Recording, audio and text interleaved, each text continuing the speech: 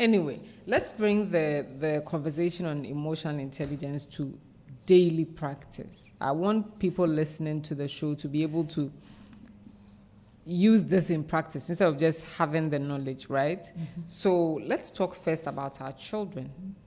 I'm talking very young children, 5, 6-ish.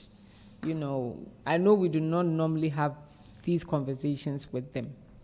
But, Doc, you have young children coming to your hospital, right? Yes. What do you think you've observed? For example, if a mother brings a child to you and the child is in pain, right? What have you observed that normally mothers do when their children are in pain in terms of emotional intelligence? I think it's so varied. Okay. Yes. I cannot even say that there are specific things that they do. Okay. I've had parents come in with children who were in pain, mm-hmm. and they disbelieved the children. They didn't mm-hmm. believe the children were in pain. Okay. I've had parents like that. Okay. I've also had parents who obviously had been manipulated by the children by exaggerating mm-hmm. the level of the pain. And the parents were just all over. They were just so stressed and so anxious about what they thought their child was going through. I've seen parents like that. Mm-hmm. I've seen very well-adjusted parents and their children, okay. where the child is able to openly and very, very freely articulate what they are going through, and they communicate with the parents mm-hmm. on a very, very fine, informative manner. And so you realize that when you are asking them during the history taking, the parent is able to give you as much information as a child. I've seen parents like that. Okay. I've also seen those who are absolutely oblivious to exactly what the child is going through, you know. And every time you ask a question, they look at their child. Rather. You know, even some express shock.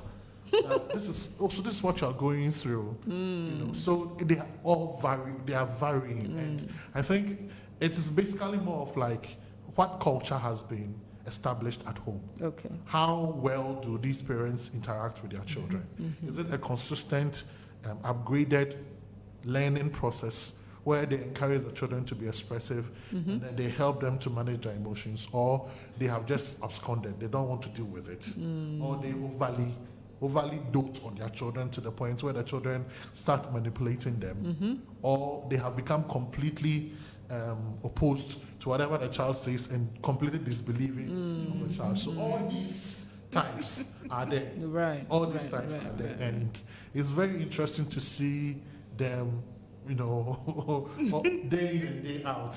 And so that is why some of these conversations are important, where parents can then look at the information we are giving out and see, okay, what can we do to improve the emotional intelligence of our children and ours too. You know? And so I'm sure that for all of us, if at the end of this series we get parents who are a lot more emotionally intelligent and able to teach their children, all right, in more practical ways, you know, knowing the details and then also practicing it, then we know we've done, you know, our best. We've saved humanity. Yes. So there are different types. There are not one or two types. All of them are. Interesting. You mentioned that children are manipulative. Yeah. Yes. Some of them have to become that way to get their way. Yes. So Rita, you said all your children are, well, they're not even children anymore. How were you able to, like, include emotional intelligence in their training? Because everybody's different like that. Yes. What we do is we listen. Okay. To them. No matter how nonsensical it sounds like, we will listen. So sometimes you don't even bring any solution. They bring the solution themselves. Perhaps there's been some misunderstanding, it has resulted in a fight, and you call them and everybody is telling their story. And whilst they're going on and on and on, the one who caused the trouble even end up saying that, so I'm sorry if I hurt you, without you, the parent, telling them to say sorry. Okay. Because when you were telling your story, your brother was listening. Then he also tells his story, and you realize how much you've hurt him by what you did or by what you said. Perhaps you've shown his toy somewhere and it's broken. And he's telling you how much it has hurt. At that time, in your anger, you didn't perhaps realize, you thought I'm punishing him. But then whilst everybody is telling their story, then they themselves, and sometimes when you even want to punish the other person, the other one comes in. Normally it's the older one who is, I think, the most empathetic of all. Goes like, you, mommy, it's okay. You don't punish him. It's okay. Let's leave it. You see, so gradually, it helps them to know that my parents will listen. Okay. Especially when you pick them from school or you are taking them to school. They want to tell you everything that happened to them. I know, right? And what we were doing was, I leave the house early, so I take them to school. Okay. And their father picks them after school. When we are going, they will be telling their stories. When their father picks them, they start. Sometimes, in order for everybody to have an opportunity, he will start, okay, you are the oldest, start.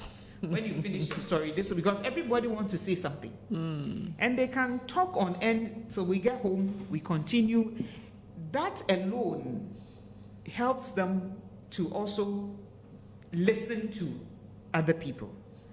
And when things happen in school and they come and tell you, we don't always go like, oh, okay, this is my child, so he is right. No, if you are wrong, you have to be told that you are wrong. If you need to go back and apologize to your friend, sometimes we do it. There's been occasions in which we have asked one of them, when you go tomorrow, go and apologize to your friend, and your brother will go with you. To make sure. So that he makes sure that you apologize. And sometimes they come and tell me, oh, mommy, now even she's now my best friend, and kind of. So all these things help. And also, you, the parent, you shouldn't, we try as much as possible not to be like macho kind of, that as for you there, you have control over your emotions. When my children are there and there's something that I'm sad about, I cry. Okay. I won't go and hide and say that because the children are here, I won't cry. No. There are certain conversations, because they are there, we will not have it. Okay. But when it comes to expression of pain and everything, they want to see how you also deal with it. Right. You see, so if I'm angry, I will show I'm angry, but then that doesn't, you have to learn that the fact that I'm angry doesn't mean I should start hitting people. Or the fact that somebody has made me angry doesn't mean I should start throwing tantrums and all over them. Right. So gradually the children also pick, children pick a lot of things from home before they pick it from outside. And that helps them to deal with some of the emotion. And also you talk about it. You talk about it when it is wrong. I always say that I don't remember me or my husband telling any of my boys that boys don't cry. You see, when it's heads cry. You see, the only thing is that you don't have to cry and make noise and scream for everybody to know that you are hurt. But you can cry in your room and come back, let's talk about it. You can sit here, cry about it. Afterwards, okay, then we all sit down and see how best we can go about it. So that they don't, like I told you some time ago, that anything that was done to me personally, when I was growing up, whether in my home or outside, that hurts me. I don't want my children to go through it, because I know how it affected me. So I allow them to express their feeling. If your brother or sister has said something you're not happy about it, we'll talk about it. Either the two of you can discuss it. Now they are old, so we don't even hear what is going on. They solve their own problems themselves.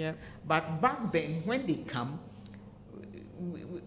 there's, what do I say? You don't discriminate. I have boys and a girl. If you are not careful, because she's the only girl, you start becoming more sympathetic towards that one. Right. And then you start creating hatred amongst them. Okay, so this is the favorite. And I am not. Yes. So it's not easy, but when we learn, we are able to apply some of these things. Okay. So listening.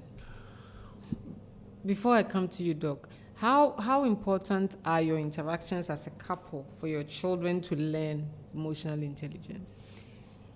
It's what's in fact, when I started having kids, I haven't then known anything about emotional intelligence. But I guess somehow we were doing it without even knowing this is emotional intelligence, because before we got married, I like reading, my husband liked reading, and I always say that I cannot get into marriage without knowing anything about marriage. So I read lots and lots of books, and some of these books suggest the way you communicate to each other, especially when the children are there. When we are communicating with each other and it's about somebody, normally when the children are there, we don't. Okay. For example, I know especially if it's something negative. Okay. If it's something negative, I've had an issue, let's say with Doc. My children know him, and I come home and I have to discuss something between me and Doc to my husband. I would wait when they are not there. Okay. Because I don't want them to form their opinion about Doc based on what I will say. So if I come and say that, oh, today Dr. Jinete got me angry, immediately you alert the the children's senses that this is the man who got our mom angry. Right. And so when they see him, that's what they see. So that's one of the things we were doing when it comes to communication around the children. Okay. If it's positive, oh, that one, we don't mind. Oh, today I met Franca, she says hello to everybody, and then that one, so that otherwise your children will start forming those negative opinions about like the way we talk about, especially when it comes to relatives. You don't like your mother-in-law, so anything he does for your children, it is bad. When your mother does it, it is good. Then your husband also doesn't like maybe your brother or sister, so he talks about that your naughty brother, that you, and the children are all listening. So that's what we do. And then also, when we are normally we have Bible discussions once a week in the house, we allow everybody to say what they think about what we have read. Okay. Daddy or me don't play the role of we know everything in the Bible. You see, that's how it's. Even if it's a storybook and I have read it, and I understood it in a certain way.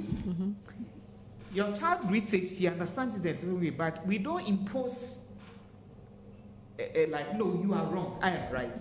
No, you try to have the conversation around it in such a way that even if what they are saying is not right, they will eventually come to understand from your point of view.